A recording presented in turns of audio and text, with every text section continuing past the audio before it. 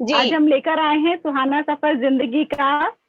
और मेरे साथ आज भारती शर्मा जी हैं, जो जितनी खूबसूरत दिखती हैं उतना ही प्यारा इनका व्यक्तित्व है। और पेशे से ये प्रोफेसर हैं कॉलेज में, साथ ही कवित्री भी हैं और बहुत सारी चीजों में, नेक कार्यों में इन्वॉल्व हैं, समाज सेवा और आदि आदि। आज सुनेंगे इनसे, हम बातें करेंगे और जानेंगे इनके बारे में। तो भारती जी, स्वागत है आपका इस कार्यक्रम में। जी। चलिए, कुछ जानना चाहते हैं हम आपके बारे में, बहुत कुछ, और हमारे दर्शक भी। तो सर्वप्रथम तो मैं जानना चाहूंगी कि आपका जन्म कहाँ पर हुआ, और पहले तो बचपन के मैं बारे में जो भी। साहित्य गुलशन परिवार के सुहाना सफर जिंदगी सभी लोगों को धन्यवाद प्रेषित करना चाहूंगी कि जिन्होंने मुझे आज इस जगह पे आमंत्रित किया, और खासकर अनुजी का और प्रमीला जी मेरा साक्षात्कार ले रही हैं, तो मैं उनका भी बहुत बहुत शुक्रिया एवं धन्यवाद प्रेषित करूंगी। और साथ ही प्रमीला जी के लिए मेरे पास 2 शब्द हैं, उनको जरूर मैं बोलूंगी, वो बिना बोले मैं नहीं रह पाऊंगी। तो प्रमीला जी सुनिए। प्रणय है, बंधन है, संबंध है इनका निराला। प्रणय है, बंधन है, संबंध है इनका निराला। मीठे मीठे बोलों से, मीठे मीठे बोलों से कविताओं का अंदाज है निराला। कविताओं का अंदाज है निराला। लाख कविताएं सुनी है मैंने, लाख कविताएं सुनी है मैंने। किरण की गुनगुनाहट का मिजाज है निराला, मिजाज है निराला। इसी का नाम है प्रमीला।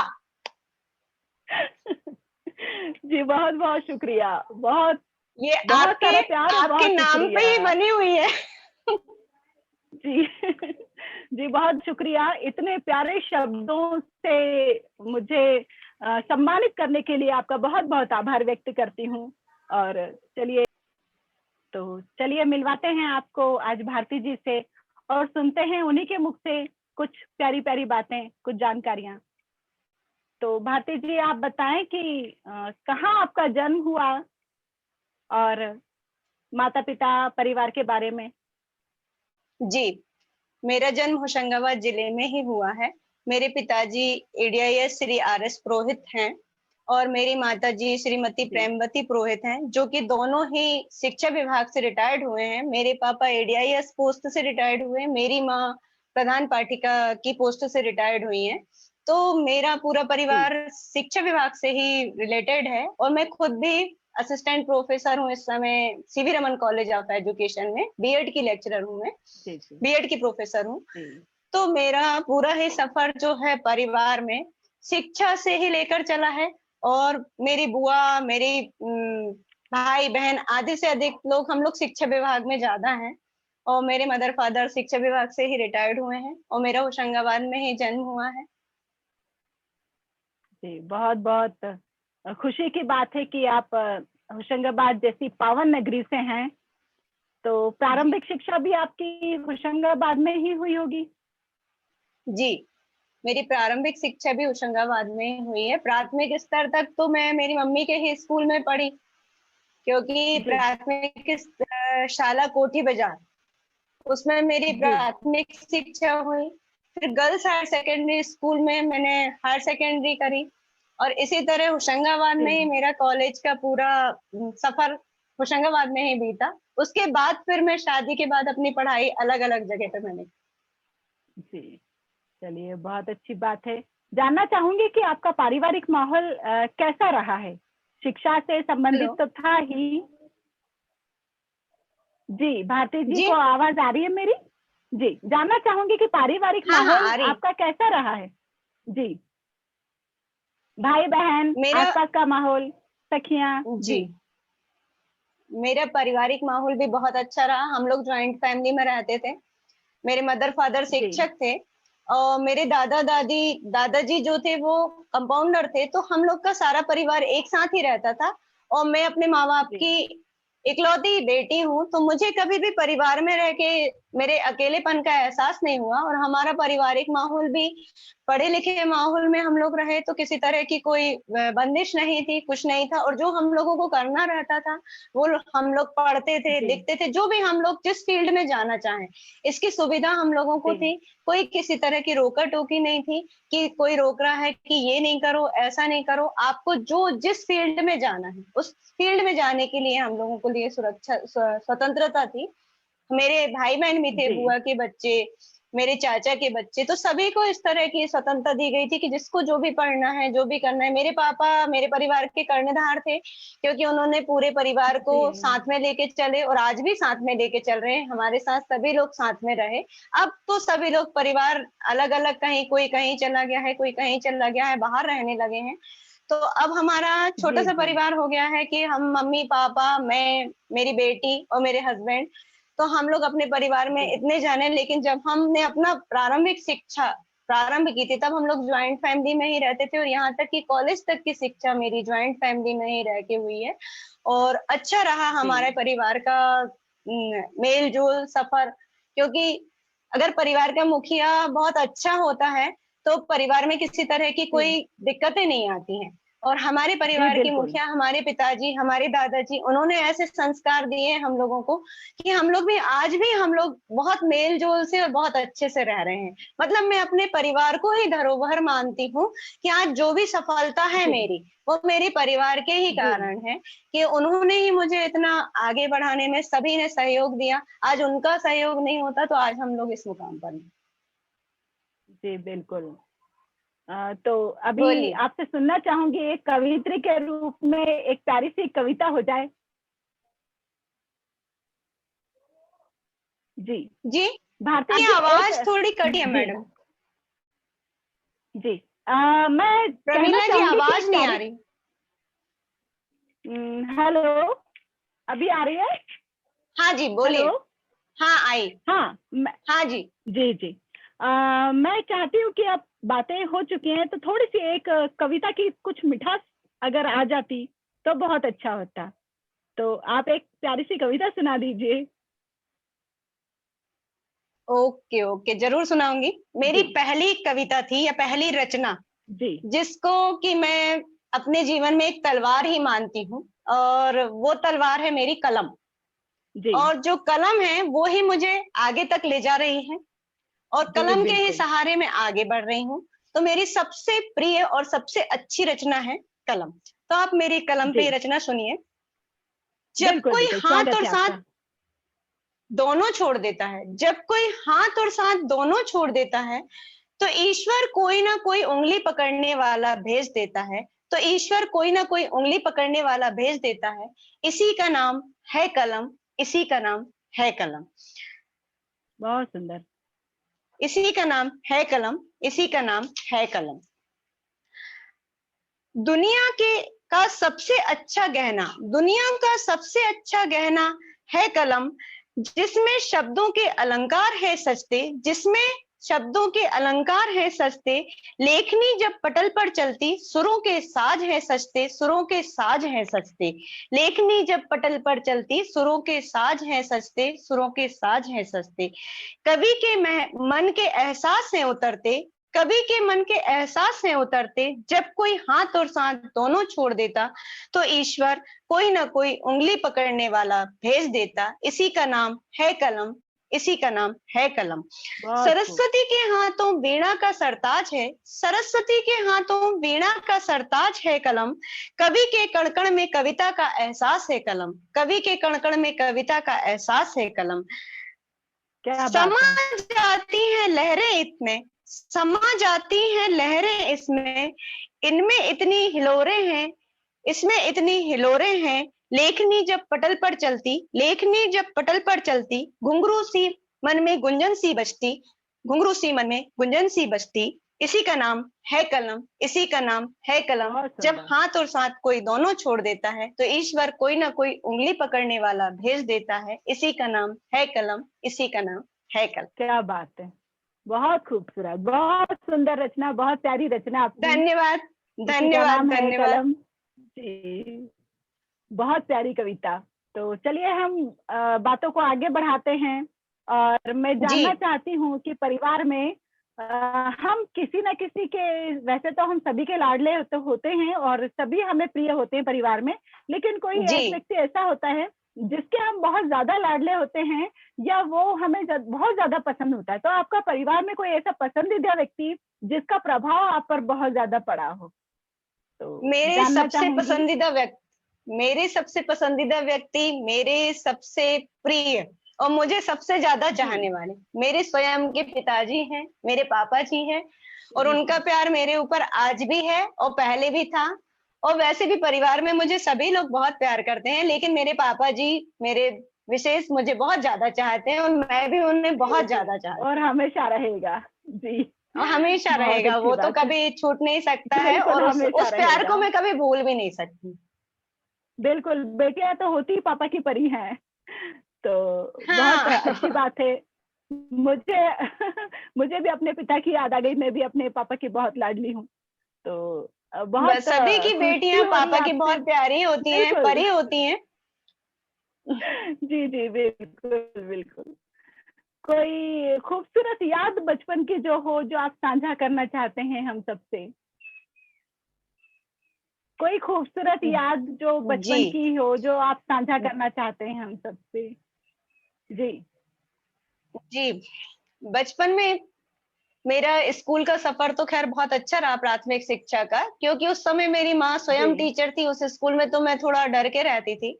लेकिन जब मैं जी अपने हाई स्कूल स्तर में आई, तो मैं शरारती बहुत थी, बहुत शरारत करती थी जी। स्कूल में। मतलब मुझे टीचरों से डर अच्छा। भी लगता था, लेकिन फिर भी मैं क्लास में शरारत करती थी।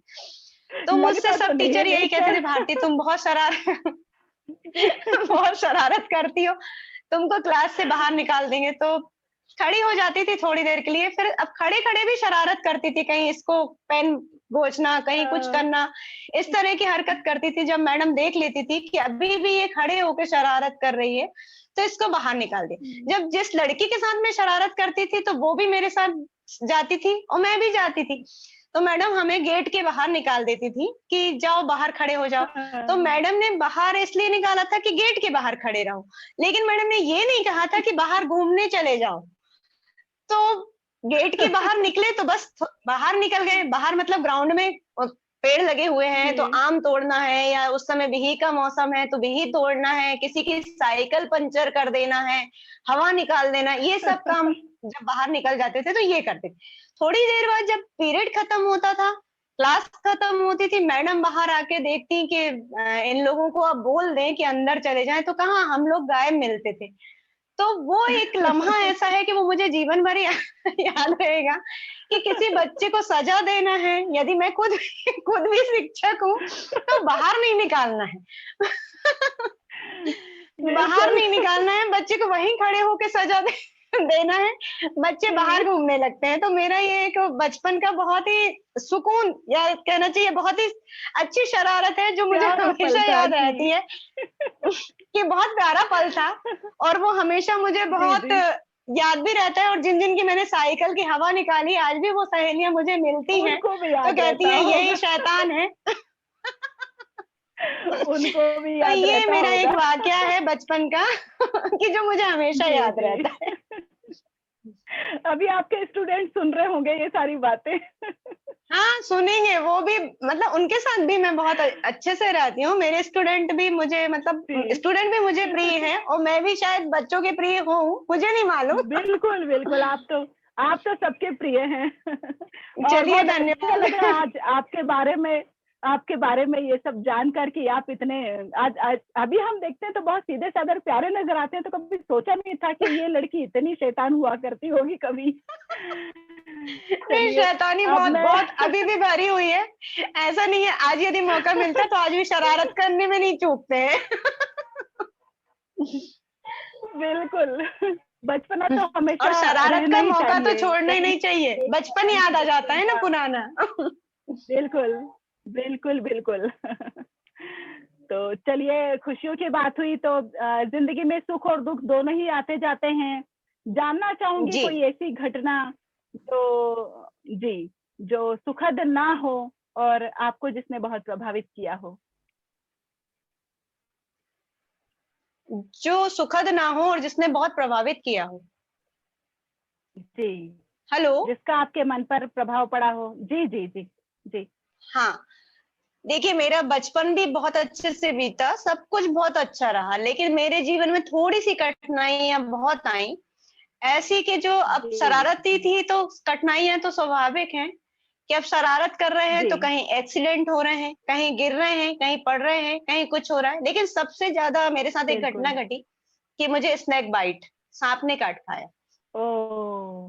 तो जब सांप ओहो! ने काटा तो मुझे तो ऐसा लगने लगा कि भाई मतलब यानी अब मुझे तो जीवन मेरा खत्म है और कोई मतलब नहीं है। अब हाँ। स्वाभाविक है, सांप काटना यानी बहुत बड़ी बात होती है।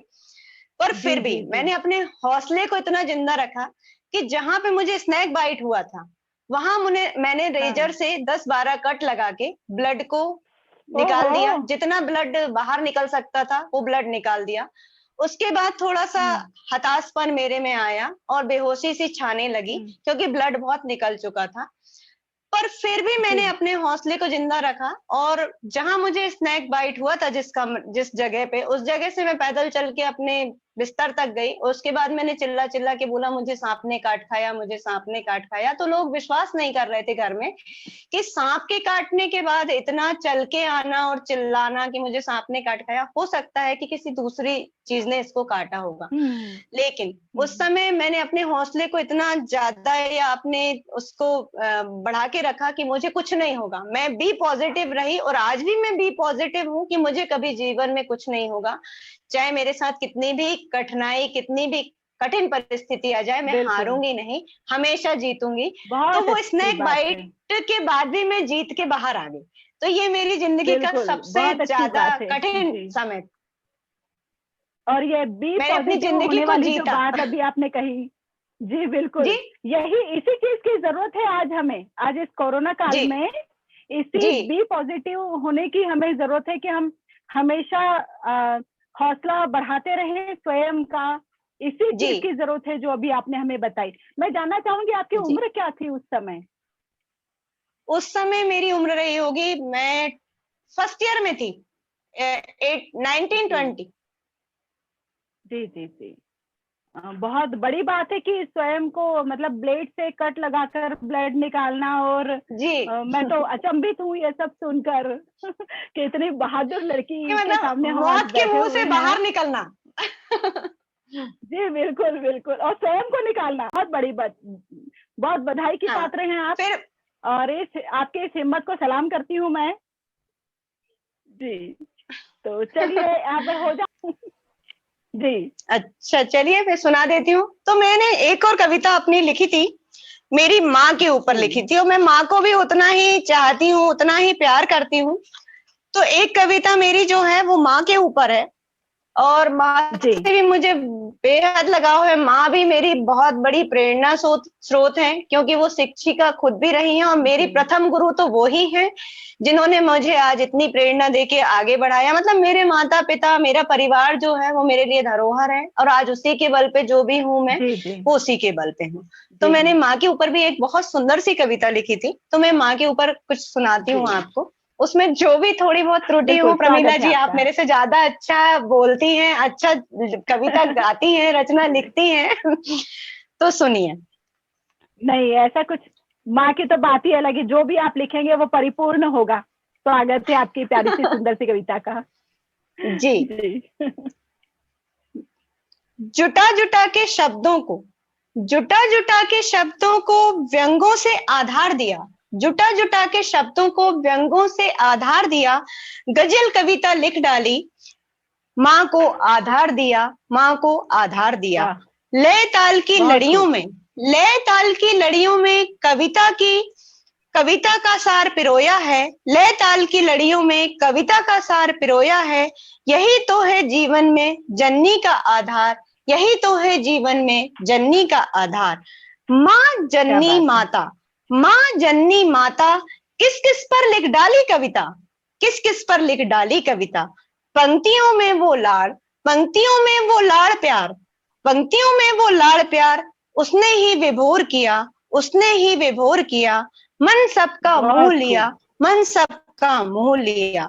शोरगुल के माहौल में, शोरगुल के माहौल में माँ ने अपनी गोद में झेल लिया, माँ ने अपनी गोद में झेल लिया। रब ने दी सौगात, रब ने दी सौगात कलम चलाने की, वरना मेरी क्या औकात जो मैं लिख पाती माँ तुम्हारे बारे में, जो मैं लिख पाती माँ बिल्कुल सही। तुम्हारे बारे में। माँ के सम्मान का है आधार, माँ के सम्मान का है आधार, हे मातृ शक्ति नमन करो स्वीकार, हे मातृ शक्ति नमन करो स्वीकार। बहुत खूबसूरत, धन्यवाद। बहुत खूबसूरत रचना, बहुत प्यारी रचना, ये बहुत खूबसूरत रचना। माँ को जी आधार मानकर मैंने लिखी थी। ये भी मेरी खैर पुरानी ही रचना है, ज्यादा नहीं तो नहीं है, पर थोड़ी पुरानी जी है। जी।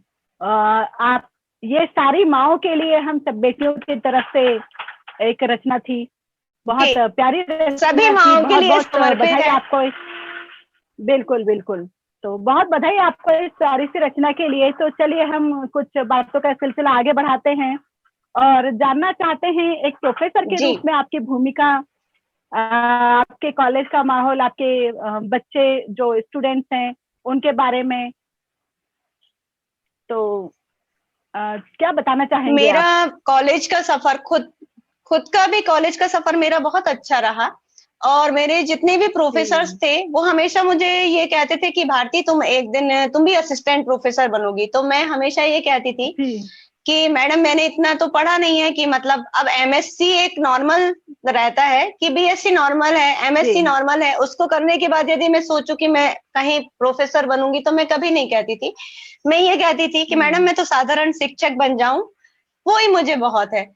पर ये मेरे जी लिए रहा कि मैं छोटे छोटे स्कूलों से पढ़ाना मैंने शुरू किया, एक शिक्षिका के रूप में ही पढ़ाना शुरू किया। तो जैसे हमारे जी घर में मेरी माँ प्रथम गुरु है, ऐसी ही मैं प्रथम गुरु छोटे बच्चों की ही रही, जो कि चिल्ड्रंस जी। स्कूल जो होते हैं उन्होंने हम्म। उसमें मैंने थोड़ा पढ़ाया। और उसके बाद धीरे धीरे मेरा सफर बढ़ा, तो मैंने कुछ फिर हाई स्कूल, हायर सेकेंडरी, इस तरह से मैंने अपने सफर को आगे बढ़ाया। जब ये सफर जी बढ़ा तो मैं बाया हायर सेकेंडरी स्कूल में शिक्षिका थी, 12th क्लास पढ़ाती थी। तो मेरे जो प्रिंसिपल थे जी उन्होंने मुझसे कहा कि भारती तुम अपना समय यहाँ क्यों खराब कर रही हो। मेरे एक परिचित है बीएड कॉलेज वाले, हमारे बीएड सीवी जी रमन कॉलेज के डायरेक्टर हैं श्रीमान विवेक भदौरिया जी, वो उनके बहुत अच्छे जी मित्र हैं। तो उन्होंने मुझसे कहा कि जी मैडम उनका कॉलेज खुल रहा है बीएड का, तो आप उसमें क्यों नहीं पढ़ाने लगती। तो मैंने कहा सर अब मुझे तो कुछ पता नहीं है कि उसमें कैसे जाना चाहिए, कैसे करना चाहिए। बोले नहीं नहीं वो मुझे जी मिलते हैं, वो मेरे बहुत अच्छे मित्र हैं, मैं उनसे बात करूंगा, यदि तुमको पढ़ाना हो बीएड कॉलेज में तो तुम अपना रिज्यूम दे देना। जी तो मैंने नॉर्मली अपना resume CV Raman BEd college में भेज दिया। अब जब मैंने बीएड जी कॉलेज में भेजा तो सर ने का फोन आया कि मैडम आप हमारे यहाँ जॉब करना चाहेंगी। तब मैं ऑलरेडी बाया हायर सेकेंडरी स्कूल में शिक्षिका के पद पर थी। तो मैंने अपने सर से कहा, भदौरिया जी से, कि सर अभी तो मैं स्कूल में जॉब कर रही हूँ।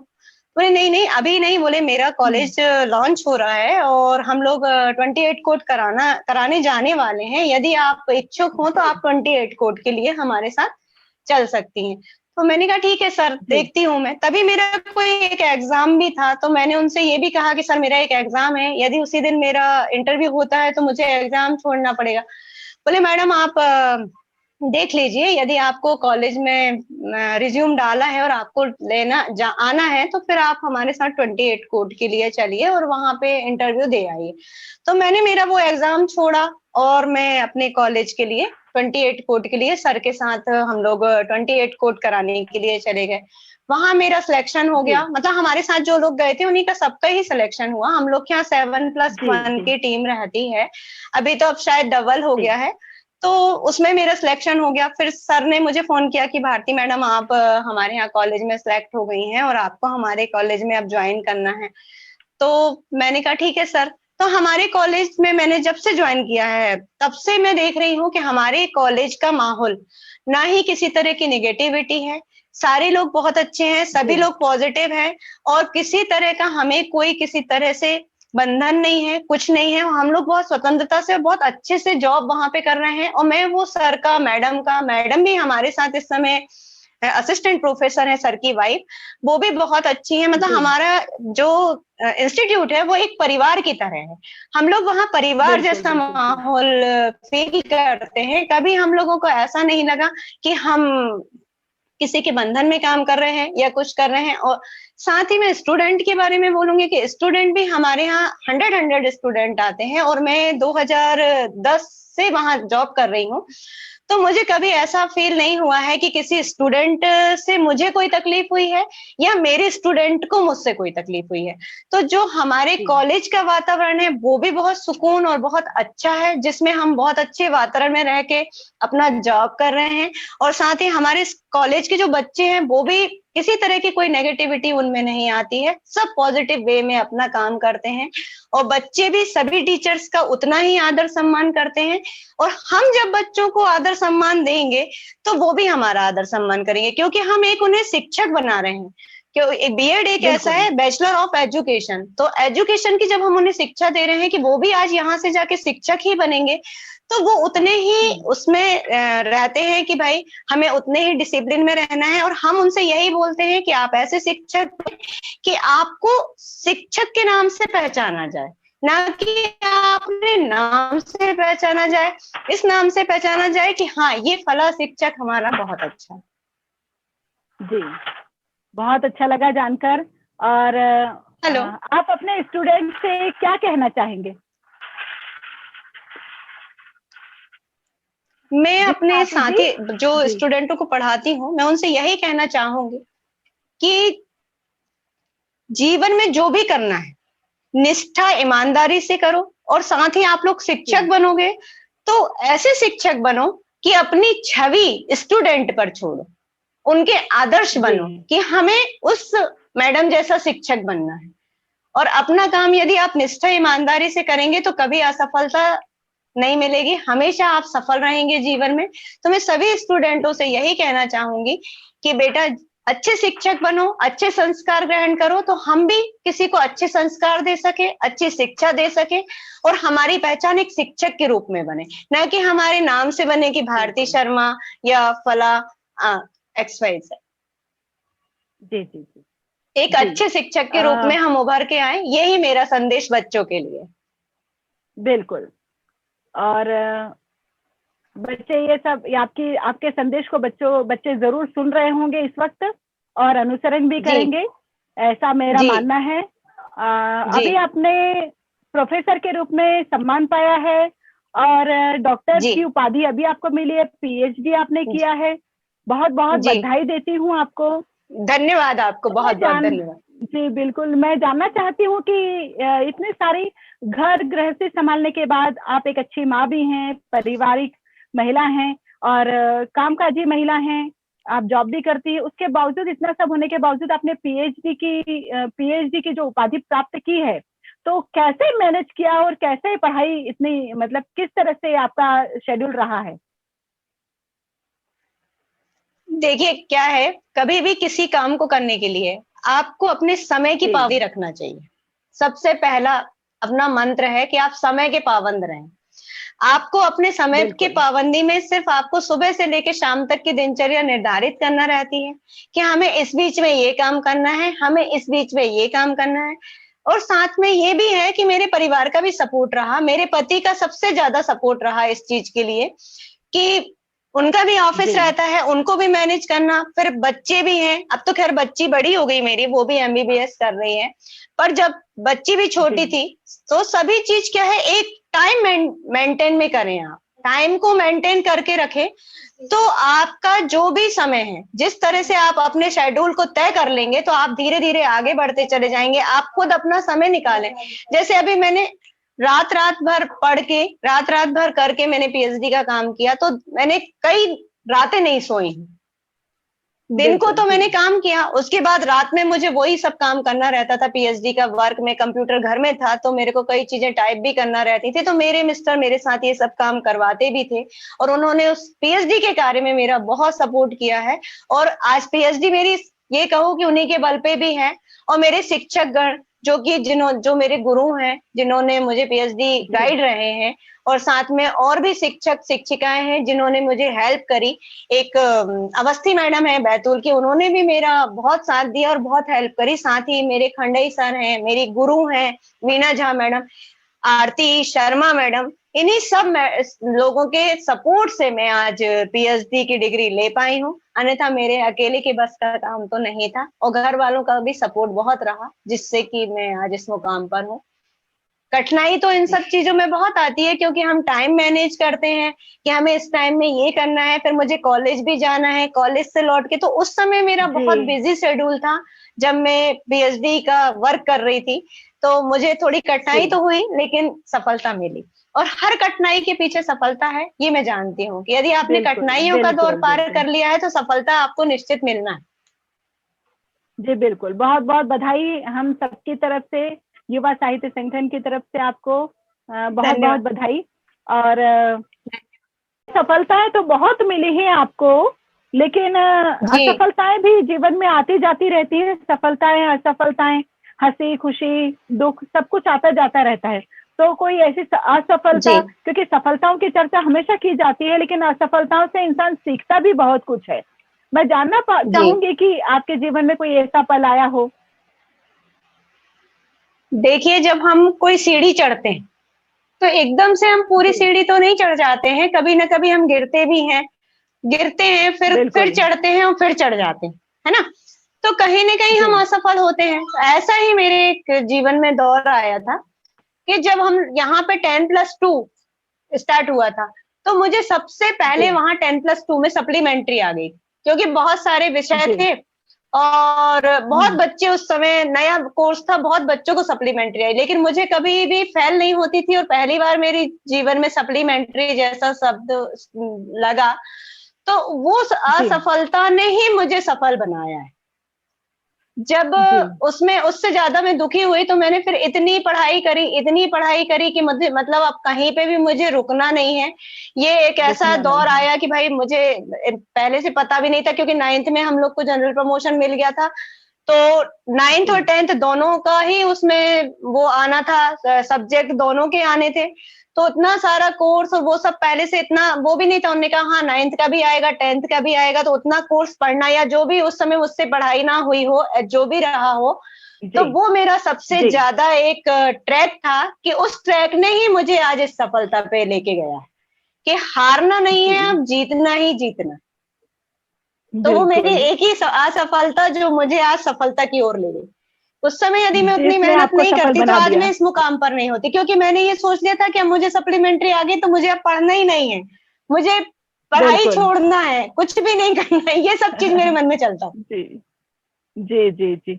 और आपने उस असफलता को रास्ता बनाकर, मार्ग बनाकर, और सफलता जो आज प्राप्त की है, आज आप एक प्रोफेसर की पदवी पर पदस्थ हैं, एक सफल जीवन आपका व्यतीत कर रही हैं, खुशहाल जीवन। तो ये सब इन नए बच्चों के लिए प्रेरणा है कि जो आज छोटी सी असफलता के कारण आत्महत्या तक का सोचने लगते हैं और कर भी लेते हैं बहुत से बच्चे, उन सभी के लिए आपके ये जो ये बातें हैं, ये एक प्रेरणा, ये मेरा संदेश है कि असफलता से घबराना नहीं है, असफलता से घबराना नहीं है, असफलता को ही लेके हमें सफल होना है। हम हो सकता है कि इससे अच्छा भी कुछ हमें मिलने वाला हो।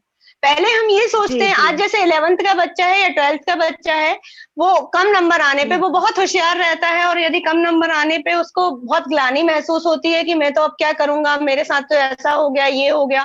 तो मैं सभी बच्चों के लिए संदेश देना चाहूंगी कि आप यदि असफल हुए हैं तो उससे भी अच्छा कुछ आपको मिलने वाला है। तो आगे बढ़े, पीछे मुड़ के ना देखें। आगे बढ़ना है आपको पीछे मुड़ के नहीं देखना है। यदि आप असफल हुए हैं तो इससे, असफलता से ही आपको कुछ नया मिलने वाला है, तो आप उसकी ओर बढ़ें। ऐसा नहीं है कि हम यही चीज लेके बैठे रहे कि नहीं यार हमने तो ये करना था और हम इसमें असफल हो गए, तो ये हमारी लाइफ नहीं है। हमारी लाइफ ये है कि हम असफलता को ही लेके आगे बढ़ेंगे तो हम जरूर सफल होंगे और सफलता की सीढ़ी पर चढ़ेंगे। बिल्कुल बिल्कुल। सभी नई पीढ़ी के सभी बच्चों से मैं प्रार्थना करती हूँ कि भारती जी की इन बातों को सुने और इससे प्रेरणा लें। भारती जी, जानना बिल्कुल, मैं चाहूंगी कि सभी जब ये बच्चों से कठिनाई, मैं भी कहती हूँ ये। बिल्कुल, जी। जी जी बिल्कुल, तो जानना चाहूंगी कि जब ये कठिनाई का दौर गुजरा, असफलता के दौर में और कठिनाई के दौर में आपका सबसे ज्यादा सहयोग किसने दिया और कौन आपकी प्रेरणा बन के रहा है? ये कठिनाई के दौर में सबसे ज्यादा मेरे माता-पिता ने मेरा साथ दिया। क्योंकि मेरी तो आदत जी थी कि भाई मुझे तो अब कुछ नहीं करना। जैसे अब मेरे को 10th में सप्लीमेंट्री आई तो मैंने घरवालों से कहा मुझे पढ़ना ही नहीं है, मुझे गाँव भेज दो, मैं नहीं रह सकती, मैं किसी का सामना नहीं, मतलब मुझे अपने आप में इतनी आत्मग्लानि हो रही थी कि कभी जिसके हम्म, जीवन में इस तरह का कोई शब्द नहीं आया जो हम हमेशा फर्स्ट सेकंड पोजीशन पे रहा हो और एकदम से इतना बड़ा झटका लगे, तो मैंने घर में सोच बताया जी कि भाई मुझे तो अब पढ़ना ही नहीं है, मुझे कुछ नहीं करना, ना मुझे फॉर्म भरना। मेरे सबसे ज्यादा प्रेरणा स्रोत मेरे माता-पिता रहे इसके लिए, क्योंकि वो दोनों ही शिक्षक रहे हैं, तो उन्होंने मुझे बहुत जी प्रेरणा दी कि नहीं, इतनी सी असफलता को लेके यदि तुम ऐसे करोगी तो कैसे आगे बढ़ोगी? तो फॉर्म भरो बिल्कुल, और पढ़ाई करो, और ये सब तो चलता रहता है, जीवन है, इसमें तो ये कठिनाइयाँ आएँगी और हाँ कठिनाइयों के जी बिल्कुल, सहारे ही हम आगे बढ़ेंगे और सफल होंगे। इसलिए तुम बिल्कुल, आगे बढ़ने की कोशिश करो, पीछे मुड़ के नहीं देखो। तो आज तक फिर मैंने पीछे मुड़ के नहीं देखा। और मेरे सबसे बिल्कुल ज्यादा प्रेरणा स्रोत आप, मेरे पिताजी हैं, जो मेरे लिए बिल्कुल संबल हैं इस समय। जी जी बिल्कुल। तो चलिए अब एक प्यारी सी कविता सुना दीजिए। बिल्कुल। तो हम आप प्रतीक्षा करते हैं कि आप एक प्यारा सा गीत या कोई अच्छी सी कविता लेकर आएंगी हमारे बीच में। जी चलिए, अभी ये कोरोना काल हो बहुत ज्यादा फैल रहा है और इस समय जी सभी को त्राही त्राही मची हुई है, ऑक्सीजन और ये सारी चीजें। जी तो इसी सब को देखते हुए मैंने एक छोटी सी कविता लिखी थी, धरा पे, धरा पृथ्वी पर। जी तो मैं धरा पे आपको जी एक जी बहुत जी सुंदर सी कविता सुनाती हूँ। आप स्वागत धरा है। पे मेरी छोटे से है, ज्यादा बड़ी तो नहीं है, पर छोटी सी कविता है और सभी को बहुत प्रेरणा देगी, और जो ऑक्सीजन की कमी है वो भी सबकी खत्म हो जाएगी। जी जी तो सुनिए। जी स्वागत है। धरा ही है वसुंधरा, धरा ही है वसुंधरा, धरा का कर लो मोल। धरा ही है वसुंधरा, धरा का कर लो मोल। धरा में रहना ही अनमोल, धरा में रहना ही अनमोल। पेड़ लगा दो एक एक, पेड़ लगा दो एक एक धरा में, ना होगी कमी प्राणवायु में, ना होगी कमी प्राणवायु में। बचा लो इस धरा को, बचा लो इस धरा को मेरे मित्रों। पर्यावरण का ना दुरुपयोग करो, पर्यावरण का ना दुरुपयोग करो। मिल रही हवा सुकून की, मिल रही हवा सुकून की, उसका ही उपयोग करो, उसका ही उपयोग करो। धरा ही है क्या बात है, वसुंधरा, धरा का तुम मोल करो, धरा का तुम मोल करो। पृथ्वी दिवस, बहुत सुंदर। पृथ्वी दिवस, क्यों मनाते हम पृथ्वी दिवस? क्यों हम्म, कागजों में ही मनाते हम पृथ्वी दिवस? क्यों एक दिन होता पृथ्वी दिवस? संकल्प करो कि, संकल्प करो कि रोज मनाए पृथ्वी दिवस, रोज मनाए पृथ्वी दिवस। धरा ही है वसुंधरा, इसका तुम मोल करो, इसका तुम मोल करो। ये है अनमोल धरा, इसका बहुत तुम सुंदर, मोल करो। बहुत सुंदर, बहुत खूबसूरत कविता, बहुत खूबसूरत और प्रेरणादायी कविता। धन्यवाद। आ, धन्यवाद। जी बिल्कुल। अभी जब हमने देखा कि कोरोना काल आया और ऑक्सीजन की जो कमी महसूस करी हम सभी ने, सभी हिंदुस्तानियों ने, तो आपकी कविता प्रेरणा देती है कि हम पेड़ लगाएं और जी। पर्यावरण को बचाने का प्रयास करें, ऑक्सीजन को बढ़ाने जी। का प्रयास करें। जी। चलिए इस आज के दिन इस कविता के बाद हम और आप एक प्रण लेते हैं कि हम भी इस मुहिम को आगे बढ़ाएंगे और जितना जी। ज्यादा हो सकेगा हरियाली फैलाएंगे और पेड़ जी। लगाएंगे। जी, तो संकल्प लेते हैं बहुत कि हम एक एक पेड़ अवश्य बिल्कुल बिल्कुल लगाएं। संकल्प लेते हैं। जी जी जी। बिल्कुल बिल्कुल, हम संकल्प लेते जी। हैं। जी। तो बहुत अच्छा लगा बातें करके आपसे, और चाहूंगी कि कुछ और बातें जो आप अपने बारे में बताना चाहती हैं, कुछ अगर रह गया हो, कुछ खट्टे मीठे पल, कुछ अच्छी बातें, तो जी। पुनः एक बार आप, जी बिल्कुल स्वागत है आपका, अगर कुछ रह गया हो बताने के लिए तो। हाँ भारती जी, मेरी मैं ये कहना चाहती हूँ, जी भारती जी। जी, जी। आप समाज सेवा से भी जुड़ी हैं, जितना मैं हाँ, जान वही पाई मैं हूँ बताना उतना चाह तो रही मैं थी। पूछ चुकी। जी जी जी, तो जो जी। पहलू हमें नहीं पता है आप उसके बारे में जरूर बताएं। मैं जानना चाहती हूँ कि हमारी जनता सब जानना चाहती है आपके इस पहलू के बारे में। स्वागत है आपका, जी, बताइए। मैं समाज सेवा से जुड़ी, तो मेरा वो भी एक बहुत अच्छा अनुभव है। वो मैं आपको आपके उसमें था कि आपके जीवन में कैसे परिवर्तन आया। तो मेरे जीवन में जब पढ़ाई लिखाई तो जी चलती ही रही, और पढ़ाई लिखाई तो सभी करते हैं, पर मेरे मन में ये भाव जी पहले से था कि मुझे समाज के लिए कुछ करना चाहिए। मतलब समाज के लिए नहीं, सभी के लिए करना चाहिए कि भाई कोई गरीब है, दलित है, कुछ है, शिक्षा है, इसमें मुझे कुछ काम जी करना जी चाहिए। तो उस समय में जब यहाँ मेरा ट्रांसफर होके यहाँ पे हम लोग आए, तो तब यहाँ पे एक संस्था चल रही थी हॉस्पिटल की, red cross society. Red cross जी सोसाइटी में उस समय हमारी महिला विंग की अध्यक्ष थी नीरजा फौजदार मैडम। तो उन्होंने जी एक महिला विंग बनाया था, तो उसमें सभी महिलाओं को ऐड किया था। तो मैंने फट से जाके उसमें सदस्यता ज्वाइन कर ली। और जब मैंने सदस्यता ज्वाइन करी, तो हम लोगों ने श्रीमती नीरजा फौजदार के साथ मिलकर बहुत सारे सामाजिक संगठनों का काम किया, कई तरह की शिविर लगाए। उसमें कलेक्टर साहब का सहयोग भी रहता था, कलेक्टर साहब साथ में मिलके हम लोग के साथ काम करते थे। तो इस तरह से हमें प्रेरणा मिली कि हमें समाज के लिए या देश के लिए या अन्य वर्गों के लिए भी कुछ सोचना चाहिए, हमारा खुद का ही भविष्य नहीं है। तो तब से मेरे मन में ये आया कि हमें समाज सेवा में भी आगे बढ़ना चाहिए। हमारी पढ़ाई लिखाई या जी हमारे संस्कार जब ही काम आएंगे जब हम समाज के लिए या अन्य व्यक्तियों के लिए भी कुछ करें। आज जैसे शिक्षा ही है, यदि हमको जरूरत पड़ी तो हम फ्री भी शिक्षा दे सकते हैं। देखो, आज मैं असिस्टेंट प्रोफेसर के पद पे हूँ, वो तो एक मेरी नौकरी है। लेकिन यदि मुझसे कोई जी कहेगा कि मुझे मैडम इनको बिना उसके पढ़ा दो, तो मैं बिना उसके भी शिक्षा देने के लिए तैयार हूँ। शिक्षा एक ऐसा दान है जो बिना उसके बढ़ता ही जाता है। यदि जी जी आप बिना पैसे के भी यदि शिक्षा देते हैं तो आपका ज्ञान बढ़ेगा ही, कम नहीं होगा। शिक्षा जी ऐसी चीज है। जी ऐसे ही कई कार्य हैं जिसमें हमने सहयोग किया, और फौजदार मैडम के साथ मिलके भी हम लोगों ने बहुत काम करे। और आज भी मैं फौजदार मैडम के साथ मिलके कई संस्थाओं से जुड़ी हुई हूँ, और कई संस्थाओं में हम लोग मिलकर काम करते हैं। और वो हमारी बहुत अच्छी अध्यक्ष हैं हर संस्था की, कि जो हम लोगों को लेकर चल रही हैं, और उनसे ही प्रेरित होकर हम अलग अलग तरह के जो भी जिस फील्ड में हमको लगता है हम काम करते हैं। तो इसमें भी हम मेरे जी जीवन में इससे भी बहुत बदलाव आया है कि हम समाज के लिए, देश के लिए, और यदि जैसे आज अपन संकल्प ले रहे हैं कि एक पेड़ लगाएं हम। और अभी आज ही मैंने जी जी पेपर में पढ़ा है कि कुछ कोई सा को सेतु है, उस ऐप पे जाके आप एक पेड़ लगाते हुए तस्वीर डालें, ये करें वो। तो ये एक दिन के लिए नहीं, हमें हमेशा ऐसी मुहिम प्रसारित करना चाहिए कि एक ही जी दिन जी पेड़ लगा के फोटो नहीं लगाना है, हमें हर दिन पेड़ लगाएं जहां मौका मिले। जैसे हम लोगों ने एक संस्था से, अपन ने, आप को भी पता है कि हम लोगों ने एक बॉल बनाए थे जी मिट्टी के, और उनको जगह जी जगह जी गिराया था। तो जहां पे भी वो गिरे होंगे वहां पेड़ उग ही गए होंगे, मुझे ऐसा विश्वास है। तो इस तरह से बिल्कुल एक दिन नहीं, हमें हर दिन ऐसा कुछ सोचना चाहिए कि हम आज इसके लिए काम करें, आज हम उसके लिए काम करें। आज ये व्यक्ति यदि परेशान है तो हम उसे इस तरह से दान करें या पुण्य करें।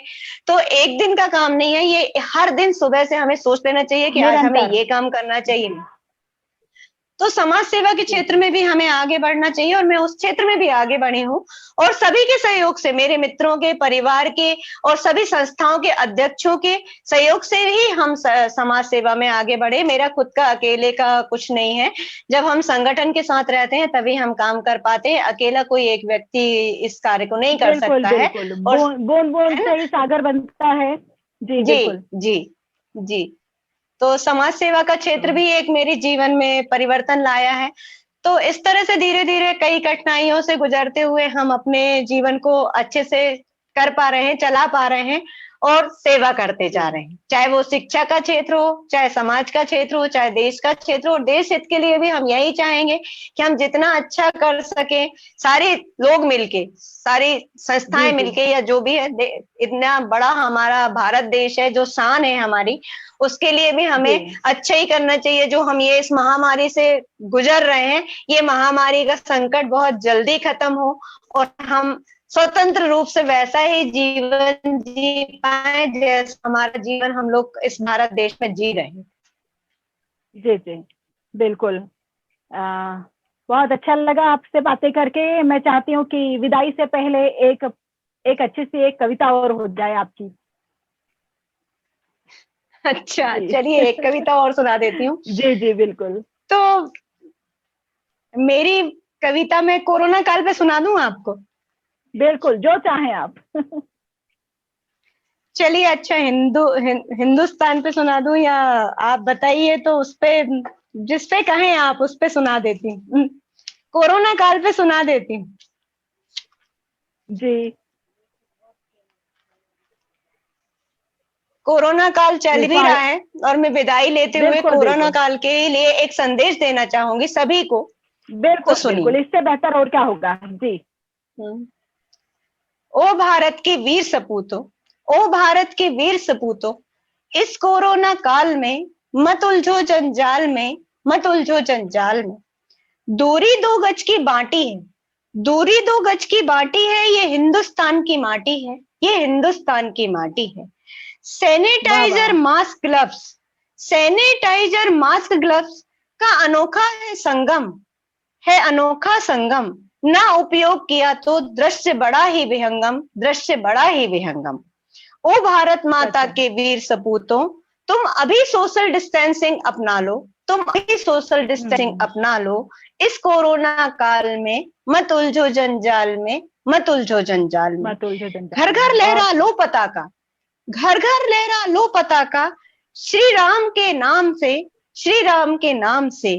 भारत माँ की शान में, इस कोरोना काल में, इस कोरोना काल में। मत उलझो जंजाल बहुत में, सुंदर। मत उलझो जंजाल में। भेद न करना मेरे भाई इस कठिनाई के दौर में, भेद न करना मेरे भाई इस कठिनाई के दौर में।